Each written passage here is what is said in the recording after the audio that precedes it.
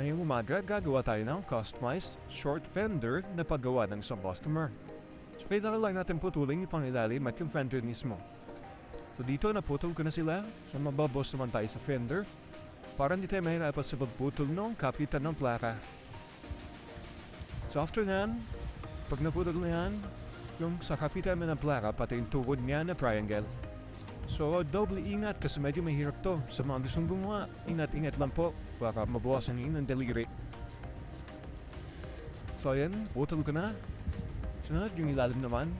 Kailangan sakto lang dun sa may kabitan ng tornilyo para makapit pa rin siya matibay. And walang space or butas sa ilalim.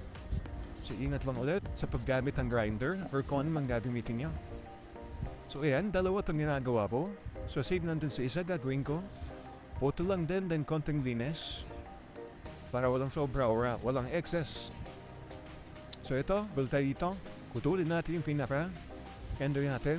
Ito, ngayon yun ang magiging sukat na. So yan, pinaputol ko na siya. And then, ingat lang po sa mga gustong gumawa. So yan, pati yung backbone, kailangan putulin. Kailangan tanggalin para mailapat yung plate holder yan. So try kung ilapat kung sakto na ba. So kailangan magbawas dyan ng konting-konti lang yan. And para pag inilapat, walang sobra. So next is kikinisin na natin para walang na homebook pag nakalapat na sa plaka at sa plate holder. So ayan, kailangan malinis, walang excess. So ito, okay na siya. Malinis na, pati yung gilid. Kailangan mga sobra-sobra parang di rin masakit pag tumama sa'yo. So yan, lilinis ko na lang. Next, linisin din natin yung pang-ilalim. Yan, para pulida yung gawa. Maganda yan, walang sobra niya sa ilalim. Walang opening. So yan, next is magbubutas tayo.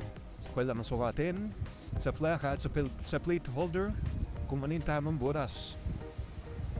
So yan yung hamarkahan ko para hindi tayo malito sa pagbutas.